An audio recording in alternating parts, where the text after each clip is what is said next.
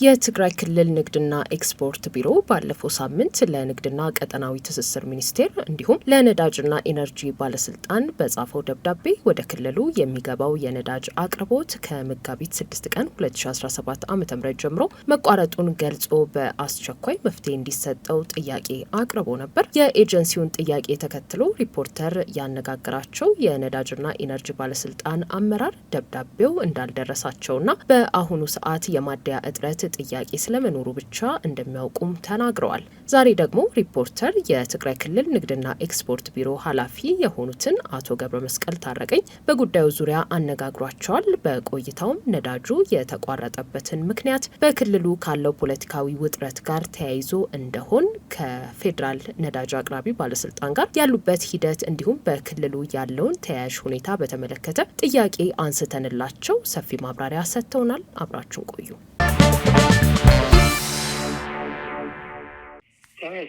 ሕጂ ነዳጅ መጋቢት ዕለት 4 ዕለት 5 ከዚህ ቀደም በየቀኑ ከ10 እስከ 20 ሺህ ሊትር ነዳጅ ይገባ ነበር። ከዚያ በኋላ ግን መጋቢት 4 እና 5 ወደ ክልሉ የደረሰው ነዳጅ መጠን በጣም ወርዶ 3000 ሊትር ነዳጅ ብቻ ነው የደረሰው። መጋቢት 4 እና 5 የገባው ነዳጅም መንገድ ላይ በመጓጓዝ ሂደት ላይ ነው የነበረው። ከመጋቢት 6 ቀን 2017 ዓ.ም ጀምሮ ግን የገባ አንድም ነዳጅ የለም። እስካሁንም እዚህ ላይ ለውጥ የለም። መጋቢት 11 ቀን እንደሚለቁልን ተነግሮን ነበር። እኛም ይለቁልናል ብለን ጠብቀን ነበር። የዛሬውን ባላውቅም እስከ ትላንት ድረስ የገባ ነዳጅ የለም። ምናልባት ሰምታችሁ ከሆነ በሀገር አቀፍ ደረጃ የሚገባው ነዳጅ ከ8 እስከ 9 ሚሊዮን ሊትር ነው በቀን። አንዳንዴ በአማካኝ 8.5 ሚሊዮን ሊሆን ይችላል። ግን በሀገር ደረጃ ከ8 እስከ 9 ሚሊዮን ባለው ውስጥ ይገባል። ከዚህ ላይ ደግሞ ለትግራይ ክልል ከ15 እስከ 18 ሺህ ሊትር በቀን ይገባል። በወር ደግሞ ወደ 11 ሚሊዮን ሊትር ገደማ ማለት ነው። ወደ ክልሉ የሚላከው የነዳጅ መጠን መቀነስ ከጀመረ ቆይቷል። በተለይም ደግሞ ካለፈው ጥቅምት ወር ጀምሮ መጠኑ ቀንሶ በወር በአማካኝ ወደ 5 ሚሊዮን ሊትር ነበር የሚደርሰን። ካለፈው ጥር ወር ወዲህ ደግሞ የተለያዩ መቆራረጦች አሉ።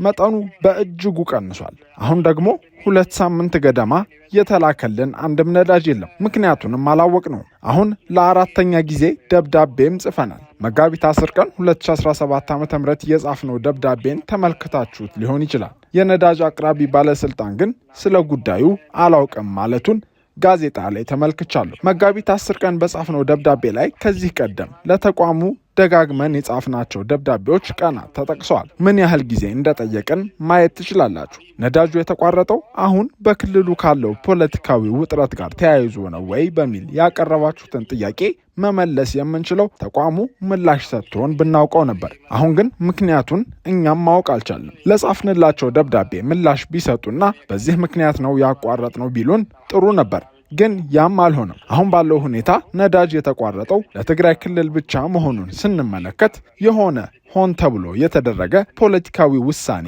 እንዳለ እንድንገነዘብ አድርጎናል። ምክንያቱም ካለምንም ይፋዊ ምክንያት 2 ሳምንት ሙሉ ነዳጅ ሊቋረጥ አይችልም። ትግራይ ውስጥ አንድም መኪና እንዳይንቀሳቀስ የሆነበት ሁኔታም አይፈጠርም ነበር።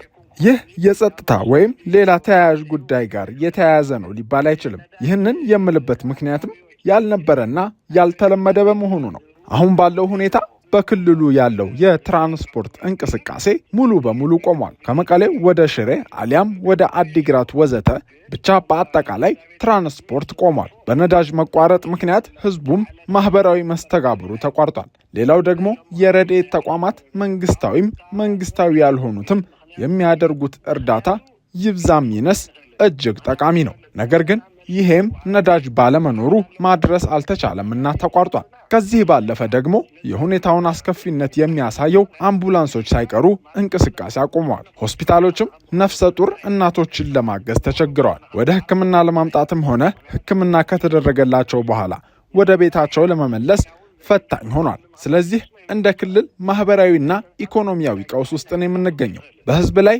እንዲህ እያደረጉ ያሉ አካላት በኃላፊነት ተጠያቂ ባይደረጉም አንድ ቀን ተጠያቂ መሆናቸው አይቀርም። እኛ አሁንም በህጋዊ መንገድ መጠየቃችንን እንቀጥላለን። ዛሬም በተመሳሳይ መልኩ ደብዳቤ ልከናል። መጋቢት 11 ቀን ብላችሁ የገባችሁልን ቃል ነበር፣ እሱም አልተተገበረም። ከዚያ ደግሞ ወደ ትግራይ በጉዞ ላይ ነበር የተባለ ነዳጅ የጫነ ተሽከርካሪም አልደረሰም። ይህንን ገልጸን ለንግድና ቀጠናዊ ትስስር ሚኒስቴርና ለነዳጅ አቅራቢ ባለስልጣን ደብዳቤ ጽፈናል። ምላሻቸውንም እንጠብቃለን። የሚሉትን እንሰማለን። ምናልባት አናውቅም ሊሉ ይችላሉ፣ አሊያም አስበውበት ሊልኩልንም ይችላሉ። በጎ ምላሽ ግን እንጠብቃለን። ትግራይ የኢትዮጵያ አንድ አካል ናት። በተደጋጋሚ ህዝብን ችግር ውስጥ የሚከት ነገር መደረግ የለበትም። ህዝብ እንደ ህዝብ መቀጣት የለበትም። በማንኛውም ሁኔታ ውስጥ ቢሆን መቅጣት ካስፈለገ እንኳን በሌላ መንገድ ማለትም ህግን ማዕከል አድርጎ ወይ ተቋምን መቅጣት ይቻላል። ህዝብ ግን እንደ ህዝብ በፍጹም መቀጣት የለበትም። በየትኛውም ምክንያት ቢሆን